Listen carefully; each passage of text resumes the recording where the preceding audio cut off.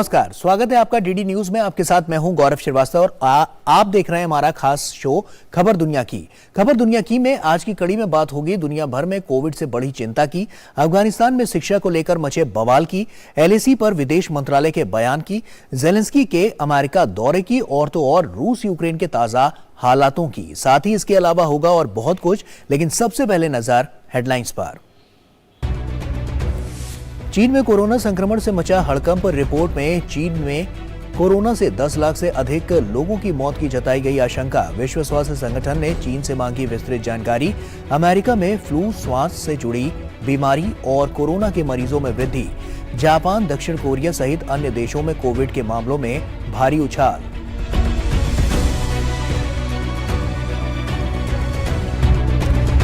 संयुक्त राष्ट्र सुरक्षा परिषद में पेश मसौदा प्रस्ताव में म्यांमार में हो रही हिंसा पर रोक लगाने की मांग। प्रमुख नेता आंग सान सू की के साथ अन्य राजनीतिक कैदियों को रिहा करने का अनुरोध। मसौदे पर मतदान से भारत, चीन और रूस ने बनाई दूरी। अफगानिस्तान में लड़कियों की शिक्षा पर तालिबानी फैसले पर अंतर्राष्ट्रीय समुदाय ने जताई चिंता। यूएन ने महिलाओं का अफगान समाज से अस्तित्व मिटाने का बताया साजिश। आईओसी ने तालिबान से फैसले को बदलने की दी चेतावनी। भारत ने भी मानवाधिकार उल्लंघन पर जताई चिंता।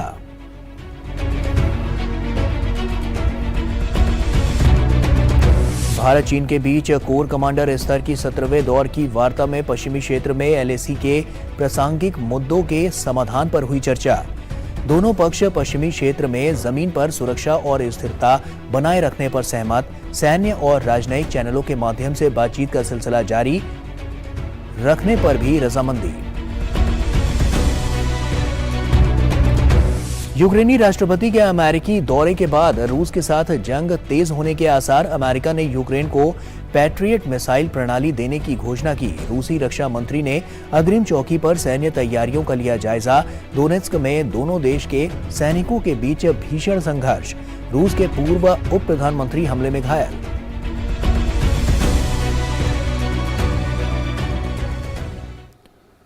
और आइए शुरुआत करते हैं और सबसे पहले बात करते हैं एशिया की।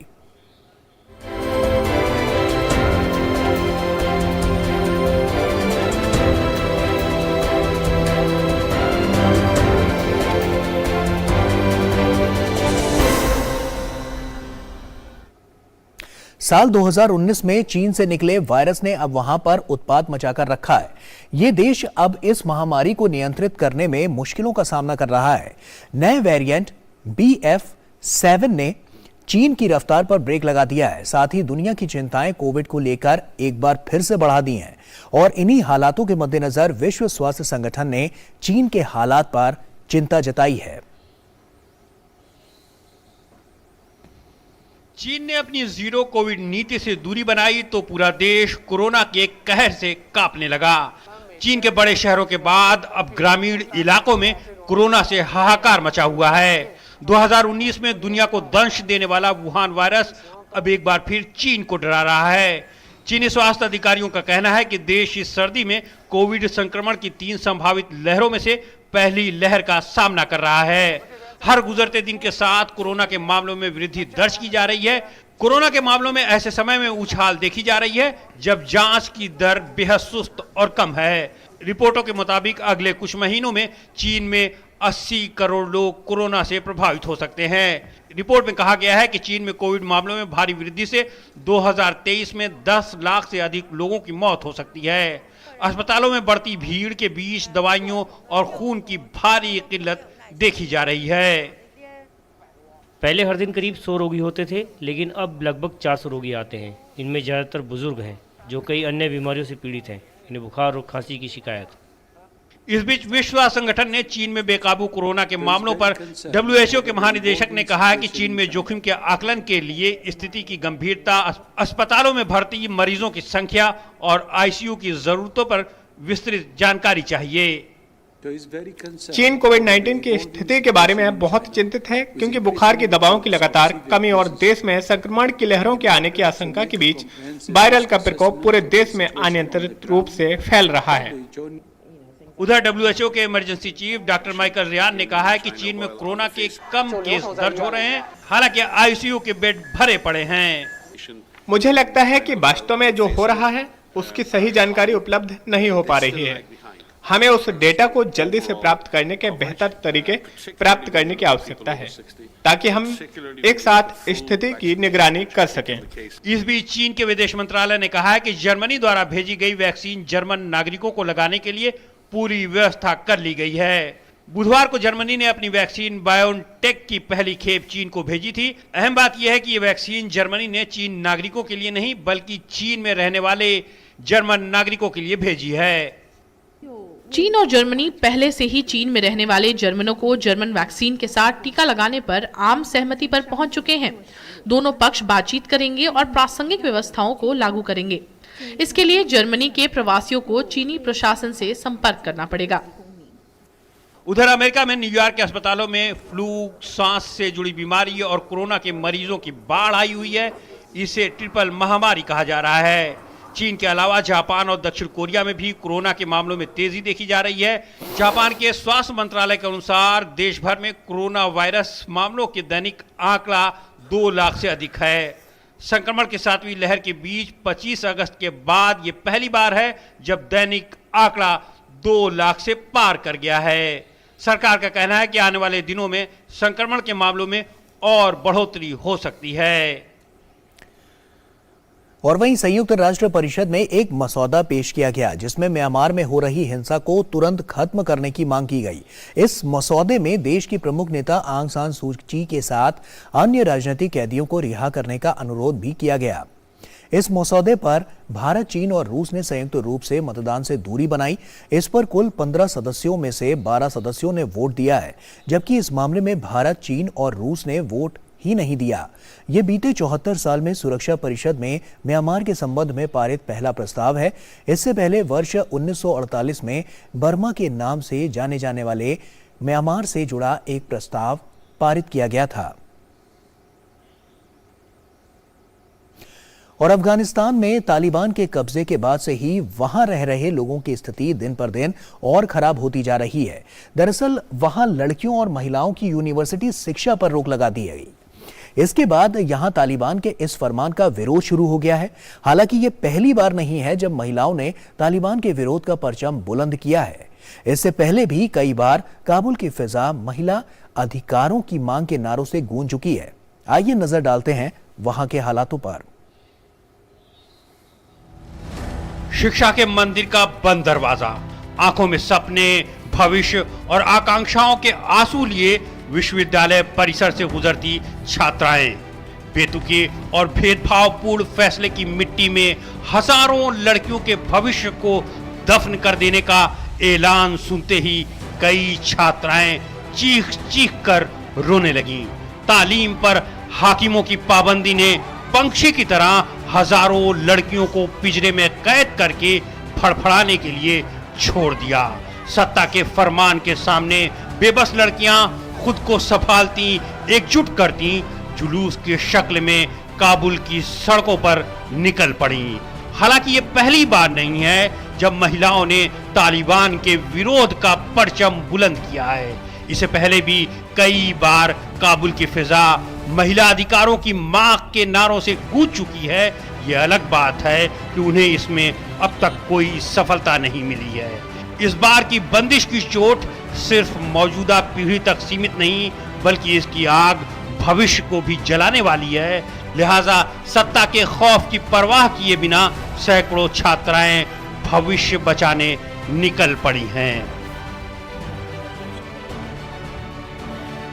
फैसले की जानकारी मिलने के बाद मैं बहुत रोई। तालिबान के सत्ता में आने के बाद से अफगानिस्तान में महिलाओं के लिए कोई जगह नहीं, क्योंकि उन्होंने महिलाओं की तरक्की के सभी रास्ते बंद कर दिए हैं।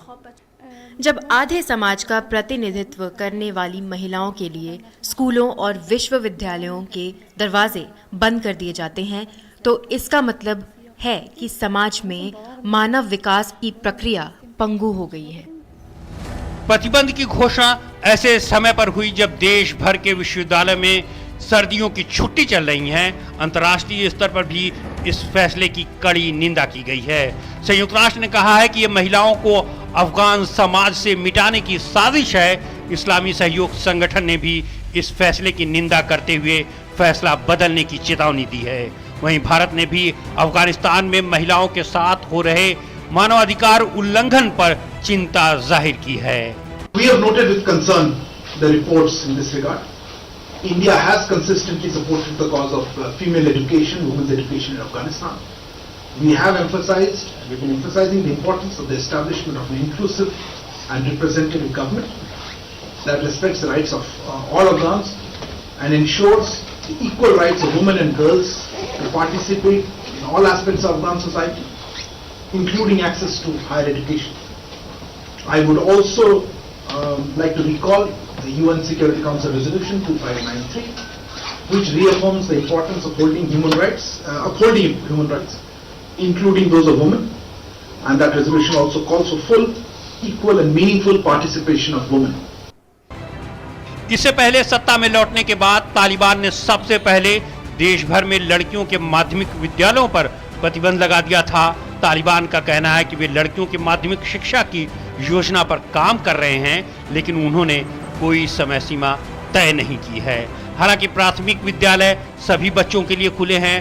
तालिबान ने कतर समझौते के तहत वैश्विक समुदाय को महिला और मानवाधिकारों के पालन करने का भरोसा दिया था, लेकिन सत्ता पर पकड़ मजबूत करने के साथ ही महिला अधिकारों में धीरे धीरे कटौती करनी शुरू कर दी है। सबसे पहले बड़ी संख्या में महिलाओं को सरकारी नौकरी से हटा दिया गया, फिर महिलाओं को किसी पुरुष के बिना यात्रा करने पर प्रतिबंधित कर दिया गया। घर से बाहर निकलने पर खुद को पूरी तरह से ढक कर निकलने का पुराना आदेश सुनाया गया। फिर महिलाओं के पार्कों, मेलों, जिम और मनोरंजन के अन्य सार्वजनिक आयोजनों में जाने पर रोक लगा दी गई। और वहीं विदेश मंत्रालय की साप्ताहिक प्रेस वार्ता की आज जब शुरुआत हुई तो सवाल में सबसे पहले चीन और LAC का मुद्दा ही था। ऐसे में जानकारी ये भी सामने आई कि अरुणाचल प्रदेश में LAC पर दोनों पक्ष वार्ता द्वारा सुरक्षा और स्थिरता बनाए रखने पर सहमत हुए हैं। वहीं चीन में कोरोना के बढ़ते मामलों को लेकर विदेश मंत्रालय ने कहा है कि उसकी हालात पर नजर है और क्या कुछ रहा खास, इस रिपोर्ट के जरिए देखिए। अरुणाचल प्रदेश में पिछले दिनों LAC पर भारत और चीन के सैनिकों की झड़प के बाद दोनों पक्ष वार्ता द्वारा हालात को सामान्य करने में लगे हैं। दोनों देशों के बीच कोर कमांडर स्तर की 17वें दौर की बैठक में दोनों पक्ष सुरक्षा और स्थिरता बनाए रखने पर सहमत हुए। विदेश मंत्रालय ने अपनी प्रेस वार्ता में जानकारी दी कि बैठक में पश्चिमी क्षेत्र में वास्तविक नियंत्रण रेखा के प्रासंगिक मुद्दों के समाधान पर विचार विमर्श किया। भारत चीन कोर कमांडर स्तर की बैठक की 17वें दौर के 20 दिसंबर को हुआ था। चुशुल मोल्डो सीमा बैठक बिंदु पश्चिमी भाग में आयोजित किया गया था। 17 जुलाई को पिछली बैठक के बाद हुई प्रगति पर आधार पर दोनों पक्षों ने खुले और रचनात्मक तरीके से पश्चिमी सेक्टर में LAC के साथ रेलेवेंट मुद्दों के समाधान पर विचारों का आदान प्रदान किया। उन्होंने शेष मुद्दों को जल्द से जल्द समाधान के लिए काम करने के लिए दोनों देशों के नेताओं द्वारा प्रदान किए गए मार्गदर्शन के अनुरूप एक स्पष्ट और गहन चर्चा की। दोनों पक्षों की इस बात पर भी सहमत बनी कि सैन्य और राजनयिक चैनलों के माध्यम से बातचीत का सिलसिला जारी रहना चाहिए। दोनों पक्ष पारस्परिक रूप से स्वीकृत संकल्प पर काम करने पर सहमत हुए। दोनों पक्ष पश्चिमी सेक्टर में जमीन पर सुरक्षा और स्थिरता बनाए रखने के सहमत हुए। दोनों पक्षों ने निकट संपर्क में रहने और सैन्य और राजनयिक चैनलों के माध्यम से बातचीत रखने और शेष मुद्दों पर जल्द से जल्द म्यूचुअली एक्सेप्टेबल रेजोल्यूशन पर काम करना सहमति व्यक्त की। विदेश मंत्रालय ने अपनी प्रेस वार्ता के दौरान कई अन्य प्रमुख अंतर्राष्ट्रीय मुद्दों पर भारत का रुख स्पष्ट किया। चीन में कोरोना के बढ़ते मामलों को लेकर विदेश मंत्रालय ने कहा कि उसकी हालात पर नजर है। विदेश मंत्रालय ने लोगों से स्थानीय कोविड दिशा निर्देशों का पालन करने की अपील की। Our embassy, of course, is monitoring developments, and we have Indian citizens there. But as I said, we expect citizens, when they're in a foreign country, will follow the health guidelines of that country. So if there are new guidelines that come in on what are the restrictions, if any, on particular regions or particular geographies, then that will be applicable to all those people. Qatar की हिरासत में रह रहे भारत के 8 पूर्व नौसेना कर्मियों को लेकर विदेश मंत्रालय ने कहा कि उनके लिए हर संभव कदम उठाए जा रहे हैं। इनकी अपने परिवारजनों से बात हुई है। भारत उनको और अधिक काउंसलर एक्सेस उपलब्ध कराने के लिए प्रयास कर रहा है। मेघना देव के साथ bureau report, TD news. Benjamin Netanyahu एक बार फिर इजराइल में सरकार बनाने जा रहे हैं। उन्होंने बुधवार देर रात राष्ट्रपति इसहाक हर्जोग को जानकारी दी कि वो 38 दिनों बाद सरकार बनाने में कामयाब रहे। नेतन्याहू ने कहा है कि वो अगले सप्ताह जितनी जल्दी हो सके सरकार के गठन की सभी प्रक्रिया को पूरा करने की कोशिश करेंगे। फिलहाल शपथ ग्रहण की तारीख की घोषणा नहीं की गई है। वहीं नेतन्याहू चाहते थे कि जनादेश मिलने के एक सप्ताह से भी कम समय में नई सरकार बना ली जाए, लेकिन उनके गठबंधन सहयोगियों ने उन पर भरोसा नहीं किया। और अब बात अमेरिका की।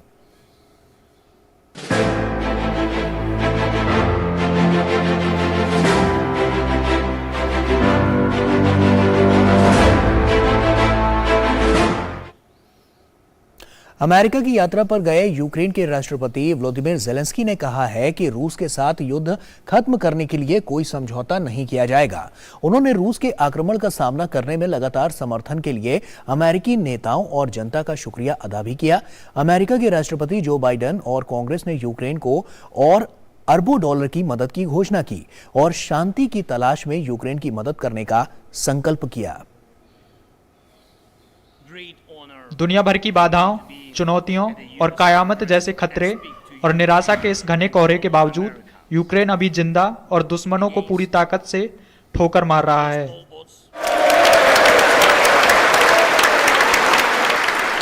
रूस यूक्रेन युद्ध के करीब 10 महीने बाद पहली विदेश यात्रा में राष्ट्रपति जेलेंस्की रूस के खिलाफ खूब गरजे। तालियों की गड़गड़ाहट के बीच रूस को चुनौती देते हुए यूक्रेन के राष्ट्रपति ने अमेरिका को शुक्रिया कहा। एहसान उस आर्थिक मदद के लिए जताया जिसने यूक्रेन को आपदा के दौरान सहायता पहुंचाई।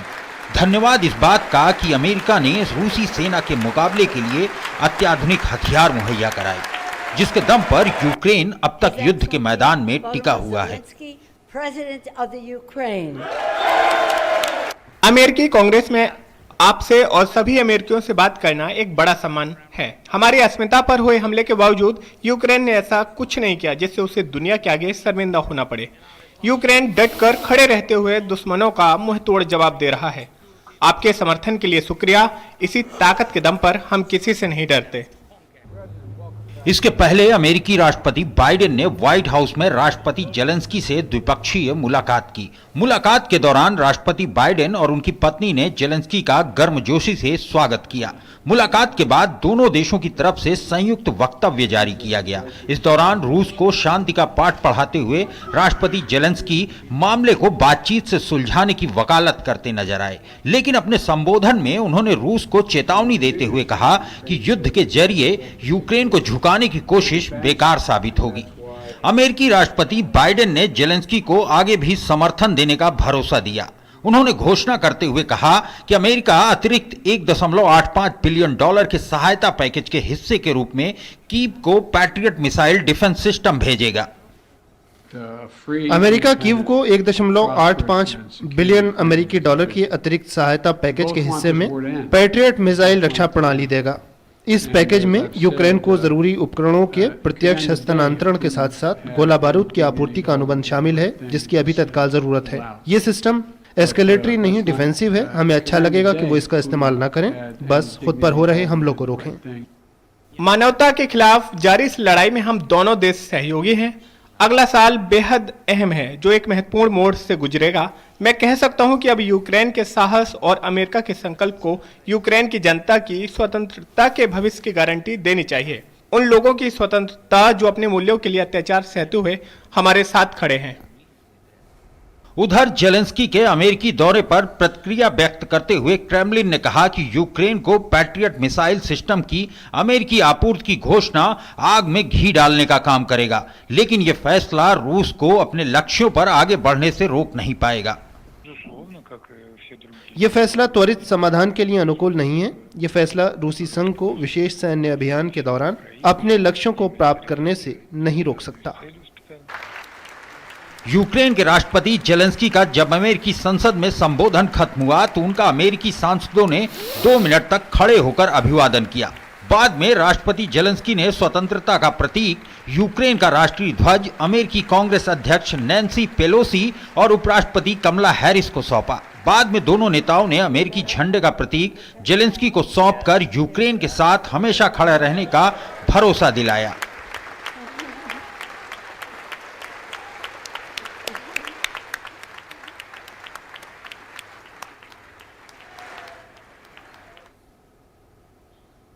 और अब बात यूरोप की।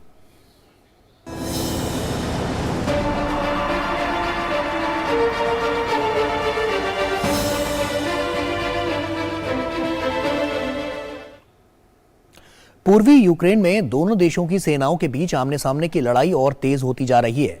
अपने सैन्य अभियान को धार देने के लिए रूसी सेना चीन और बेलारूस के साथ युद्धाभ्यास कर पश्चिमी देशों को यूक्रेन सहित वहां उपयोग में आने वाले सामरिक हथियारों को निशाना बनाने का संकेत दे दिया है। इतना ही नहीं, रूस के रक्षा मंत्री ने अपनी सैन्य क्षमता को 1.5 गुना बढ़ाने का भी आदेश देते हुए अग्रिम मोर्चे का दौरा कर विशेष निर्देश दिए हैं। और अब बात विश्व संस्कृति की।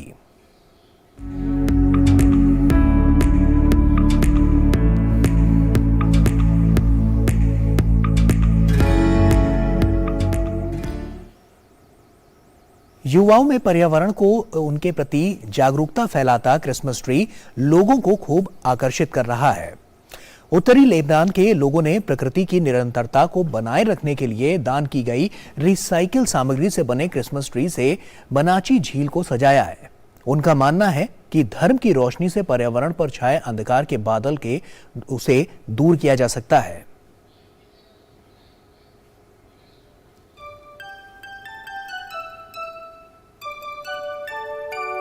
We wish you a Merry Christmas. We wish you a Merry Christmas. We wish you a Merry Christmas and a Happy New Year. प्राचीन काल से ही क्रिसमस ट्री को जीवन की निरंतरता का प्रतीक माना जाता है। उत्तरी लेबनान के लोगों ने प्रकृति की इसी निरंतरता को बनाए रखने के लिए दान की गई रिसाइकिल सामग्री से बने क्रिसमस ट्री से बनाची झील को सजाया है। जिन सामग्री को कबाड़ समझकर फेंक दिया गया था, वही अपनी रोशनी से क्रिसमस की खुशियां बिखेरने के साथ साथ पर्यावरण के प्रति लोगों में जागरूकता फैलाने का काम कर रही हैं। इस पेड़ को दान की गई 1,80,000 प्लास्टिक की हरी बोतलों से बनाया गया है। पेड़ के ऊपरी हिस्से में करीब 2,000 सफेद बोतलें लगाई गई हैं, जो पेड़ को चमकदार बनाती हैं। पेड़ की इस चमक में भी संदेश छुपा है कि विकास के चकाचौंध में पर्यावरण को भूल न जाएं। करीब 1 महीने की मशक्कत के बाद ये क्रिसमस ट्री समाज को पर्यावरण को बचाने के संदेश के साथ अध्यात्म की रोशनी से गुलजार करने में सक्षम हो पाया।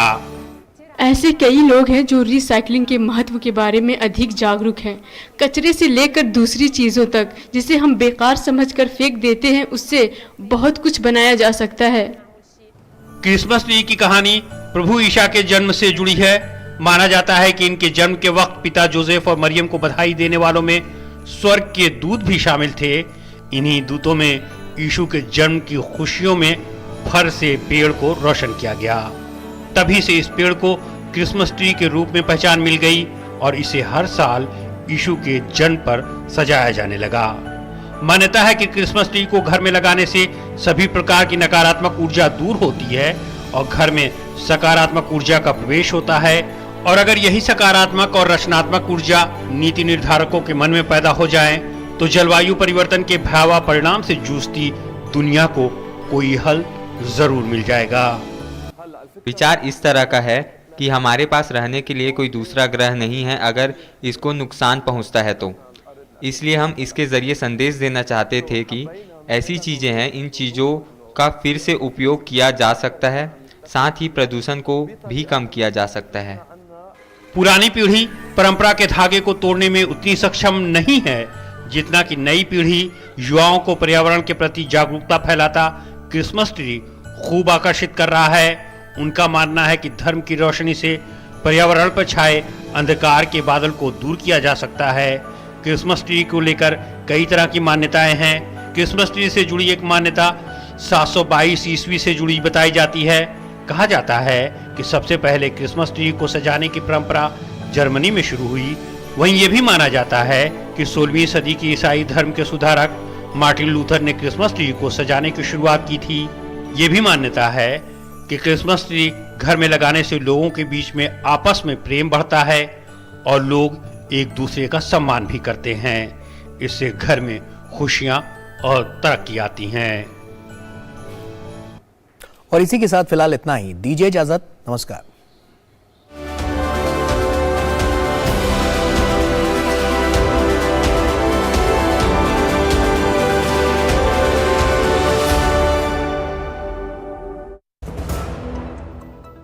REC